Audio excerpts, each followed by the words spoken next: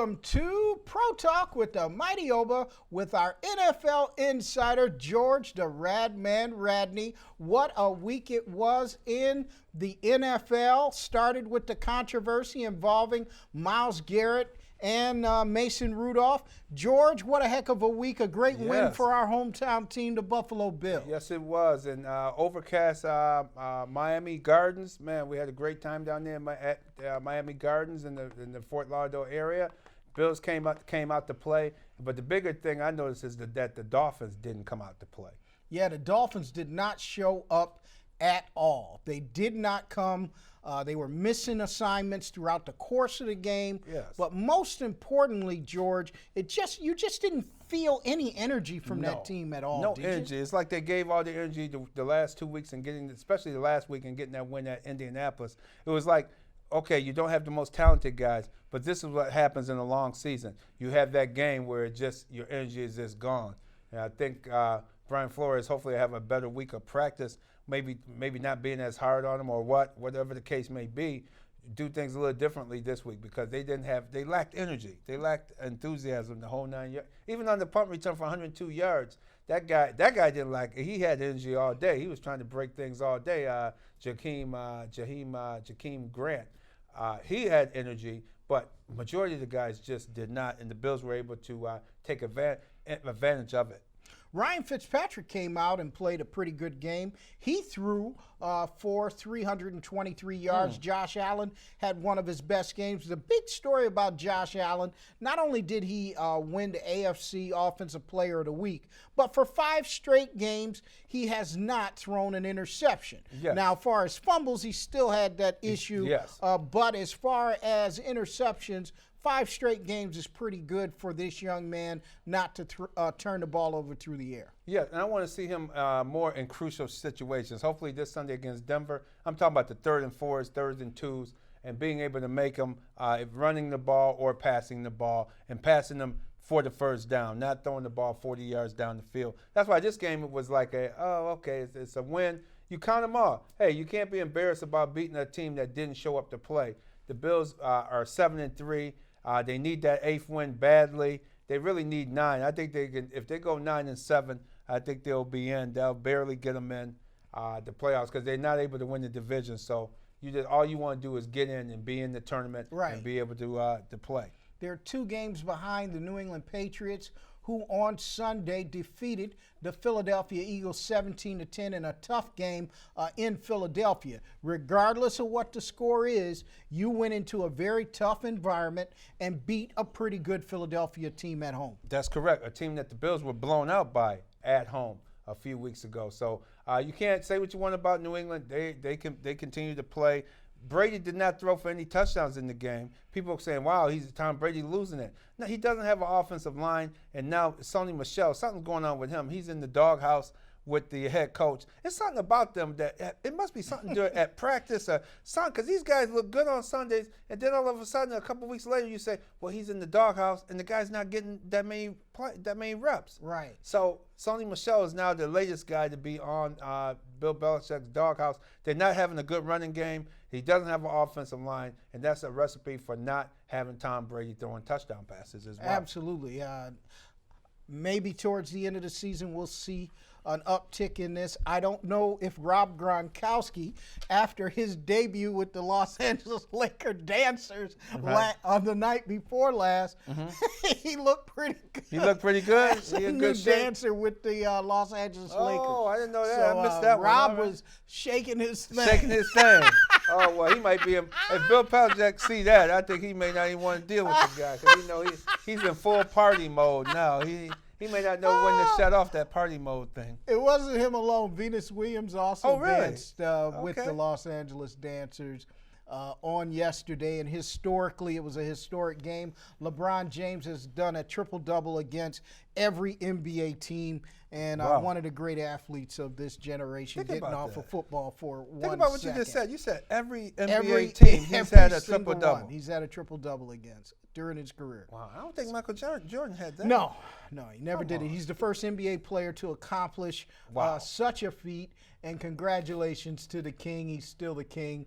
of the NBA. He is. And keep in mind, too, for all you people out there keep talking about Michael Jordan, you're talking about the past. Michael Jordan was good. He wasn't big enough to play inside. He was a true guard. He was a shooting guard. He could go to the hole and make some fancy plays every now and then, but he made his living from the outside. Absolutely. And, LeBron James is a complete package basketball player.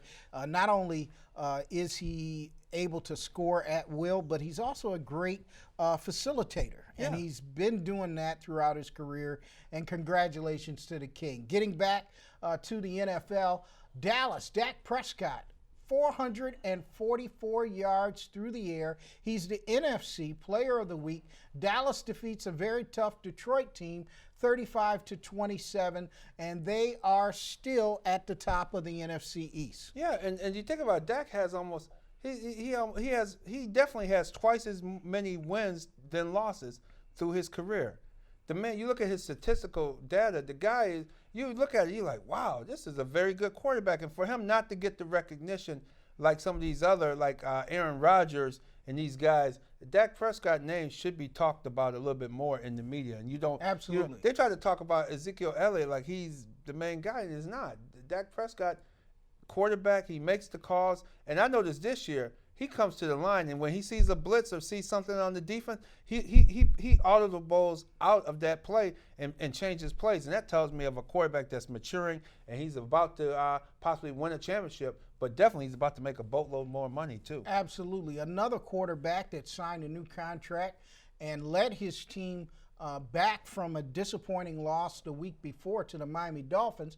The Indianapolis Colts defeated the Jacksonville Jaguars 33-13. Jacoby Brissett comes back, leads his team. This guy has efficiently walked into Andrew Luck's shoes, and Indianapolis is still in the thick of the hunt. Yeah, they're still in the thick of it. They got a good young squad. Kobe Brissett was with New England. Right. So Tom Belichick, and that's one thing. You must say New England knows something about quarterbacks. Because they also had Jimmy Garoppolo. Garoppolo and Brissett. And those guys could have started in place of Tom Brady, but they decided, no, we're going to hang with Tom Brady. I think they're hanging a little bit too long with him, but they're still winning with him, so it may not be too long. The key is when Tom Brady finally goes, who do you have now to step into his shoes? Right. That's going to be the big key with New England down the road. And our next opponent here in Western New York is the Denver Broncos. They jumped on top of the Minnesota Vikings, but the Minnesota Vikings were able to come back, led by the inconsistent quarterback, Kirk Cousins, who threw for 319 yards, and Stephon Diggs had over 121 yards receiving. So the Vikings were able to overcome a pretty tough Denver Bronco team. Yeah, and funny thing about that is at halftime, I remember looking in the lounge and going into the sports lounge and was looking at the stats at halftime of our game on Sunday in Miami, and I noticed Minnesota only had 51 yards passing in that first. They had less than 90 yards total offense in the first half. So Absolutely. They did all that in the second half. Right. The New Orleans Saints defeated the Tampa Bay Buccaneers 34-17. Jameis Winston. Yeah. A lot of people, he's having a pretty good year. He is. He threw for 313 yards. It's not him that's losing these games. It's the defense, which is surprising under Todd Bowles. Yeah, I'm very shocked at that their defense has not. The defense is pretty much the same as last year for some reason. And Jameis Winston, I saw a lot of drop passes when I watched highlights of that game. He had a lot of drop balls in there, including Mike Evans, reliable Mike. He dropped a couple ones that were right where he was looking at the defender and took his eye off the ball. So Jameis Winston is having a very good year, and they should keep him. They should re-sign him, Tampa Bay. Absolutely. The New York Jets defeated the Washington professional football team 34-17. Sam Darnold, 293 yards. Le'Veon Bell only rushed for 59 yards. Ryan Griffin was the receiving leader in that game with 109 yards. Both of these teams have not achieved what they should have. No. I don't think Washington's a very good team. Oh, they're not a very good team. The Jets are a better team, and I think with their softer schedule, because now they're playing the schedule that the Bills played early in the season, now you're going to see the Jets maybe run off 3 or 4 games, and their record's going to look a little bit more respectable. But they do have talent. They had a lot of injuries. Their offensive line injuries. I think they're going to have to improve in the draft and make some other moves around that lineup. And Washington, they're going to have to do a lot with that offense. George, the Atlanta Falcons have come on a little bit. Yeah. They defeated the Carolina Panthers 29-3, who had declared that they didn't need Cam Newton Yeah, anymore, they right? don't need Cam no more. Bye, Cam. We got our next guy. But Kyle Allen, he threw for 325 yards. Christian McCaffrey's having a very good season. He had 70 yards rushing. Calvin Ridley had over 143 yards in receiving. So it looks like the Atlanta Falcons are trying to make a push. Yes, they are. And the Falcons have the talent. They have the talent to do it. I don't know why it took them so long to get it together, and now they're coming on strong offensively and most importantly, defensively. The Atlanta Falcons coming on, and they're going to be down the road being in the way of some team because they went into New Orleans and whooped the Saints pretty good, they got to play the Saints again in a couple of weeks. So they're going to be having a say-so in who wins that division. Baltimore defeated Houston 41-7. Lamar Jackson. This is a guy who was the last quarterback chosen in last year's draft. Many were saying, the so-called experts, that he can't play the position in the NFL. Right now, he is got to be one of the front runners for MVP. He threw for 222 yards. Gus Edwards rushed for 112, and DeAndre Hopkins had 80 yards receiving for the Houston Texans, but they blew Houston out. They certainly did. And I was really shocked at the score. I thought that was going to be a close game. I was surprised that Houston is still Houston. When you expect them to play well, they just don't seem to get it done. And when I noticed once again, looking at the monitor at some of that game, Houston looked like they allowed that cold weather to affect them because they were shaken. They looked visibly shaken by the cold weather there in Baltimore. And Baltimore looked like it was just sunny and 80 degrees to them, even though it was like 40 degrees with a 25-mile-an-hour wind going down there at M&T Bank Stadium. And Lamar is just taking advantage. You can see the offense is set up for him. This is what happens when you set an offense up for your quarterback skill set. When you set it up for your quarterback skill set, it works because that's his skill set. Right. When you don't, you see a lot of these rookie quarterbacks and even veteran quarterbacks as well struggle when they go to another team and they don't keep that same system that made them successful. All right, we'll close out the week with San Francisco defeated Arizona 36-26. Oakland over Cincinnati 17-10. New England, of course, defeated Philadelphia Eagles 17-10. And the Los Angeles Rams defeated the Chicago Bears 17-7. And the Kansas City Chiefs defeated the Chargers 24-17. Phillip Rivers threw for 353 yards, but it seems like he's doing it in cleanup effort. But he threw for 4 interceptions. Yeah. He threw for 350. But if you saw his interceptions, they were horrible interceptions in that game. I couldn't believe it. The Charger fans, we were down there at that mini bar down there Monday night watching that game in Miami at that outside spot. And I'm looking, the guy with the Charger gear on was just cheering. I said, look, your guy Rivers is about to let you down. I want San Diego to win, LA Chargers to win too. But Phillip Rivers is done. It's time to tell him he got to retire. Go after a quarterback in the draft. Maybe have Tyrod start in the meantime and get you a new quarterback. Because Phillip Rivers is just, he throws the ball too late.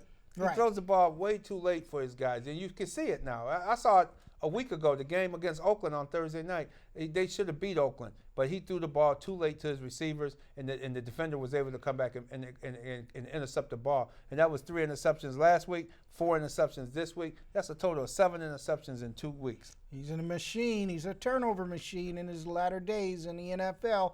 All right, we're going to get to next week's games. Get your pens and pencils out as we give you the best line that you can look at for next week's games. We're going to start with Cleveland and Miami. This game is being played in Cleveland. Miami travels up north to take on the Cleveland Browns. All right. That should be a cool day there on the lake. They're coming back to another cold weather game. I think Miami will make it interesting. Cleveland should pull away. But Cleveland's defense, now with Myles Garrett out for the rest of the season, the safety, he ruptured his Achilles in the second quarter of that game. And they just finally put him on IR earlier this week. So Cleveland's defense is going to be a tough. They lost some key guys, and Baker Mayfield is going to have to turn it up. Yeah. All right. Our game is Buffalo against Denver here in Western New York. We call Orchard Park, New York. Denver, weather will not be an issue. They play in the cold also, but Denver will have to travel across country here to Western New York. How do you see that game? I see that as an interesting contest. 2 cold weather teams. Once again, I've never, I wrote in my column for Challenger Community News this week, I can't ever remember the Buffalo Bills playing so many teams with rookie quarterbacks. It's amazing how many rookie quarterbacks the Bills have gone up against this season. And they still got another one. Well, Lamar Jackson is in his second year, but he's pretty young too. So it's very interesting that the Bills are fortunate to play young quarterbacks, go after them, and put the pressure on them. All right, the next game is Pittsburgh against Cincinnati, and that game is played in Cincinnati. Cincinnati's pretty lackluster at this point. Yeah, they running for the bus. That rookie head coach Zach Taylor better do something. Better tell the bus driver to move the bus a couple blocks away from the stadium because those guys need to get on that field and play and get that first win. They 0-10. Nobody's talking about them either. Marvin Lewis never. Marvin Lewis has always had always competitive. Always competitive. This is brutal. Yes, indeed. 0-10. Oh my God! Ouch. Yeah. All right. The New York Giants against the Chicago Bears. New York travels to Chicago. Windy City. As long as Trubisky's not playing, Chicago will have a better chance of winning. I think Chicago probably will end up losing this one. I think New York rookie quarterback. If Chase Daniels plays, go with the Bears in this one. Oakland travels to New York again and plays the New York Jets. That could be a very interesting game. How do you see that? I see that as very interesting. I think with Josh Jacobs running the ball, I like how Gruden has that team playing that smash mouth football. They run the ball a lot. Then he turns it over to Derek Carr to put the ball up. He got some decent receivers. And he got a decent tight end. Why can't Buffalo find a decent tight end? Everybody finds a tight end but Buffalo. Hey, we've got Tyler Kroft. We got who? Tyler Kroft. Tyler Play? Kroft. He making $9 million a season, right? How many catches? 1.5? 2? I saw one last Sunday. He caught one against Miami. This is Tyler Kroft, one catch. One catch for $9 million. And he can't block. He's been hurt ever since he got here. He's never available Wednesday, not too much. He's never available. I wanted to talk to him today. He's probably working to get his body right so he could maybe go out there on Sunday and play because he hasn't played that much. Yeah. And for $9 million for a tight end that can't block, that can't catch on a regular basis, he should have 50, 32. Most tight ends have over 30 some catches by now. Yeah. And this guy got one. Our tight ends are mediocre at best. Oh. Carolina at New Orleans. That is going to be an interesting game. How do you see that game? Wow, Kyle Allen going down there. Maybe they may switch to Will Grier because that's the guy who they drafted from University of West Virginia to be the heir apparent to Cam Newton. Maybe they'll give him a shot this week if Kyle Allen starts faltering in this game because if they get behind early, New Orleans is looking to put something on them. And I just saw a ridiculous note about New Orleans. Michael Thomas, this guy has over 90 receptions already. Already. I didn't Under realize. Under two quarterbacks, he has 90 receptions, and it's still got 6 games left. That's almost unheard of. Yeah. And the record is 134, so he got an outside chance of getting. He does have 134 receptions. I remember when it was 112 when the guy from the Minnesota Vikings. He's on TV now on the talk show host. Amir Rashad? No, not Amir Rashad.